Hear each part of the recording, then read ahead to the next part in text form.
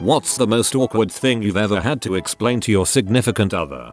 There's a lot, but I once had to finally tell my husband that his breath smelled awful. It was a daily thing, and he doesn't smoke or anything, and he brushes twice a day as recommended. It was so hard for me. I said, honey, I'm saying this because I love you, and there may be a problem. This isn't normal. You didn't always have halitosis. Turns out, he had an abscess, and was also diagnosed with oral cancer at age 25. I'm glad I got the nerve to just say it.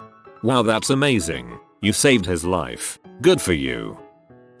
I had to explain to my ex that the tampon sizes, colors, women use do not vary depending on the size of their vaginas. This is what might have crossed his mind before I explained. Wow, that girl is buying the orange ones. She must have a huge VG. Done. Explain. I just remembered an incident that happened well in my past, pre-cell phone days, with an XXXGF. Thanks Reddit. She used my car to drop me off at the airport so I could go visit a buddy from high school. We lived, not together, about an hour from the airport. For my trip, I had to change planes. During my layover, I got paged by the airport intercom. Confused, I walked to her courtesy phone and dialed the given number. She was on the line, freaking out and crying. When I calmed her down enough to be coherent, she told me why. It turns out, after dropping me off, she drove back to my apartment and let herself in with my key. She then proceeded to go through all my stuff. She freaked out when she found old condoms in the back of an old dress, a different brand than we'd ever used. She therefore assumed I was cheating. So here I am, on a house phone in the middle of the Seattle airport, listening to an hysterical girl, and trying to explain the condoms are really old, but also trying to figure out why the heck she's in my house. Breaking up with her on the spot was out of the question as she was in my house and had my car. That relationship ended shortly after I got back home, and I changed the locks. Good call on the lock change. I was at a party with some friends, sausage fest, and needless to say we were all plastered. Anyways, my friend Joe thought it would be funny, he had a weird sense of humor, to hold me down and administer a hickey on my neck. Well, my GF at the time had a hard time believing that a burly bearded muscle man would give hickeys out as a joke. Still don't think she ever believed me. I was the victim, goddammit. My GF thought men always had erections. The look on her face after our first time when it went flaccid was hysterical. I had to explain to her how the penis works. She thought we just stuffed it downward into our pants. She must have thought we were veritable titans, capable of striding the earth with endless patience as our denim prisons continually strive to rob us of our sanity. I made the mistake of asking my girlfriend if she felt her period or if it was like, oh, look, I'm bleeding. Apparently, yes, it feels strange.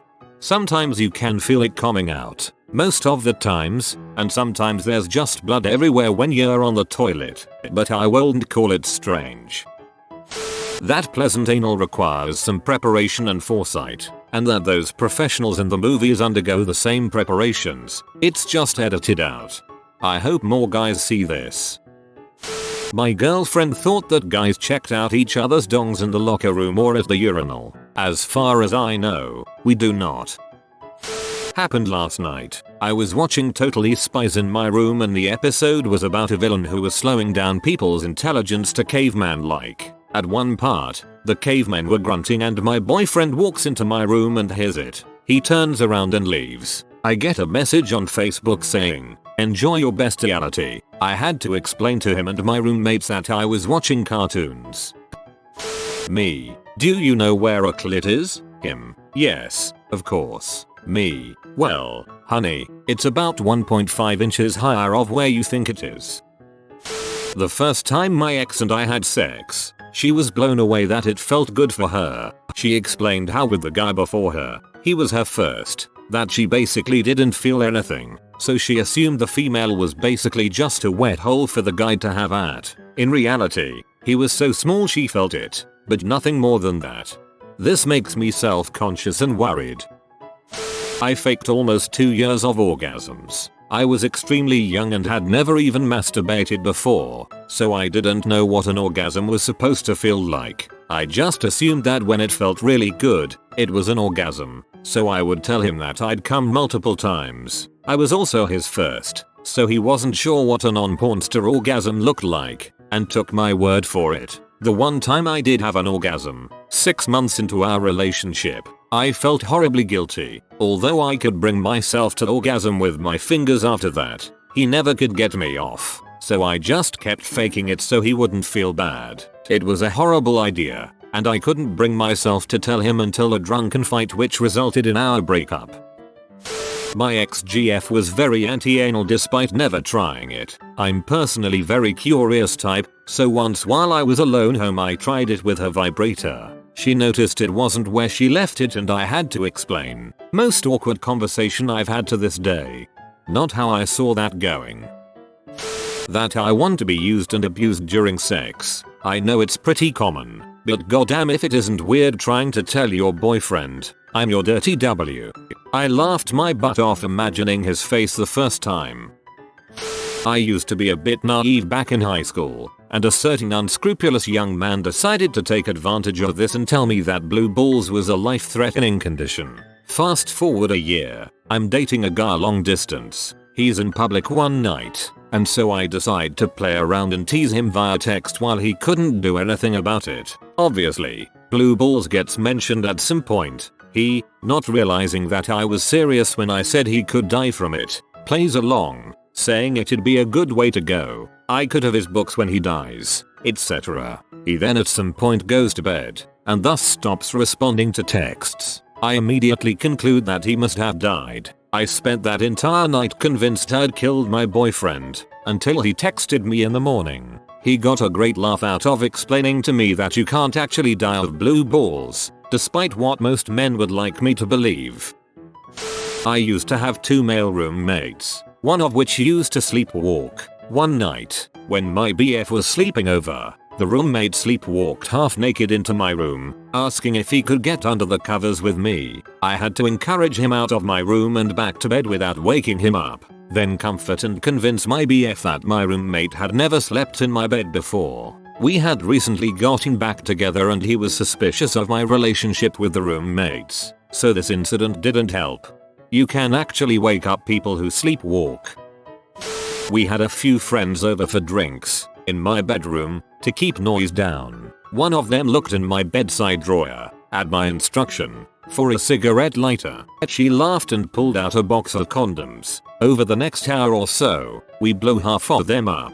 I got them free, and a few had spit or hand cream put in them, and were tied and left in various places. Someone else got out my P-mags and left one between the pages. Another got left down the side of the bed, and someone put one on a carrot and left it on my bedside cabinet. Eventually, I got them all to leave and, being drunk, went to bed without cleaning up. The girlfriend came over and was let in by the girl downstairs. She walked in and you can imagine the thoughts that went through her head. P-mags, condoms everywhere used and blown up popped, one over a carrot next to my bed, and me passed out hungover in bed, naked. I had to explain to my wife that Friday and Saturday nights with the guys weren't actually spent at bars and strip clubs and doing random man stuff. Instead we play Magic the Gathering in tournaments and leagues. I bought a t-shirt for my good friend's birthday at a novelty store. It was green with a rust-colored trombone and underneath it said Rusty Trombone. My wife comes back from some frou-frou girly store just as I'm about to pay for it at the register, holds it up and goes, "I don't get it. What does that even mean?" There are a few others in line, so I tell her that I'll explain it in the car, which of course made her want to know right away. I got the death stare from the father of a teenage girl as I whispered it into my wife's ear and her eyes got real big. I could see the look in the dad's face. It silently said, "If I end up having to explain that to my teenage daughter now, I'm going to murder you." I guess it would be the story of how I used to masturbate into the high heels that belonged to an ex-girlfriend and her housemate and eventually got myself found out. She just laughed about it, acknowledged my fetish and gave me a F. Sounds like a cool girl. I have had to explain chronic hemorrhoids to multiple girlfriends over the course of 5 years because, well, they can kill a mood. I really should get the surgery recommended. While I was living in China, my first Chinese girlfriend, She was ready to explore one evening, and after taking off my pants she was very confused. Apparently sex ed is a bit behind in the PRC and she had no idea that men have testicles. She was mesmerized.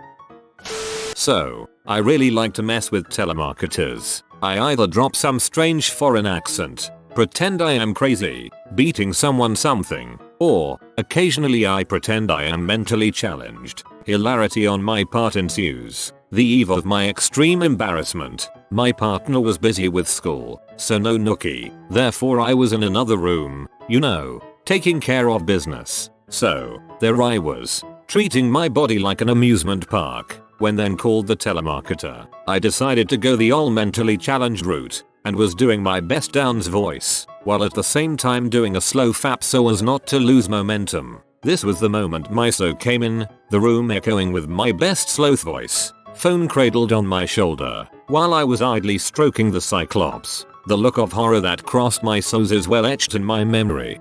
I would love to hear how you explained that XD. I went to BU and at the school pub there's a Knight's Quest where you, over time, drink all 60 plus beers they have in stock. Once you finish all the beers there's a big ceremony where you invite all your friends and your friends pick out a knight's name for you. I had to explain to my new girlfriend at the time who came to the ceremony why my knight's name was so I'm not a chubby chaser, I'm an acceptor. I had to explain a hickey. It was located kind of on my arm, and even I had to think of where it came from when she pointed it out. Then suddenly I remembered I gave myself my own hickey, randomly sucking on my arm. Then I went to put my mouth on it and it lined up exactly where my mouth hits my arm. Silly. I had to explain titty fricking to a woman in her mid-20s. It ended up being more awesome than awkward though because she was down to try it. She's pretty naive and so it was really hard and awkward. Worst part was, do you still watch it now that we're together? Gah. My friend's girlfriend lives at a house with a name, rather than a number. Inglenook Place I believe it is. Anyway, whenever my friend had been there her parents' bedroom door had always been open, at the angle where he couldn't see the door itself at all. A few days ago, he went over and it was closed. He was pretty shocked and asked his girlfriend about why her parents had a sign reading Nookie Corner on the door. Of course, she pointed out the name of the house itself and, very innocently asked why. I think he actually explained the definition of nookie to her with the use of Urban Dictionary. I had to explain that I usually say I don't mind about a lot of stuff like where we get to have dinner or if she ever wanted me to get up an hour earlier and make her breakfast. Never did. Just saying. Because she made me a happy person that really didn't mind. And not because I don't care and dead inside I'm an inconsiderate jackass live to serve. Then she had to explain the story behind those scars on her forearm.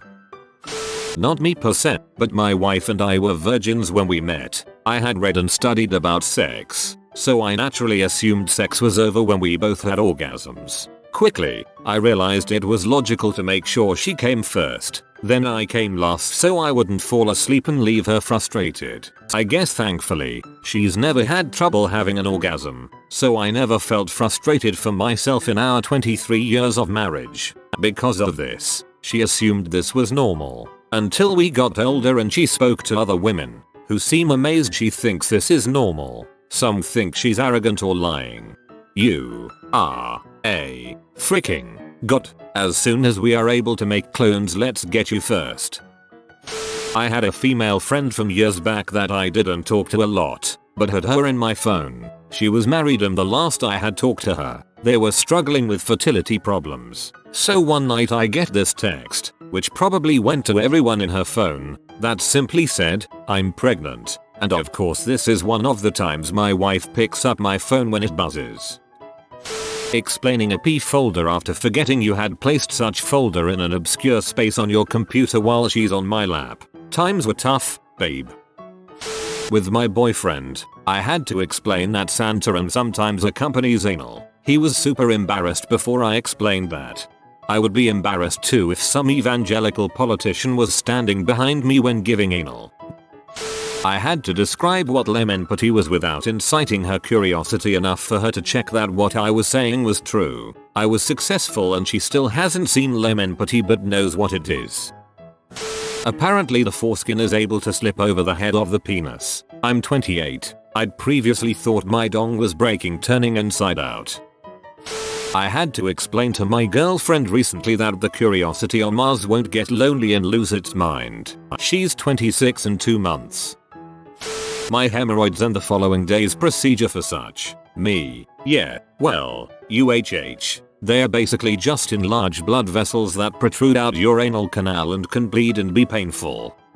Oh, okay, that doesn't sound bad. Me. Google it. After googling it. OMG, what the frick? That looks terrible. If you are new to the channel, you can subscribe. I publish new videos every day. Until then, check another video.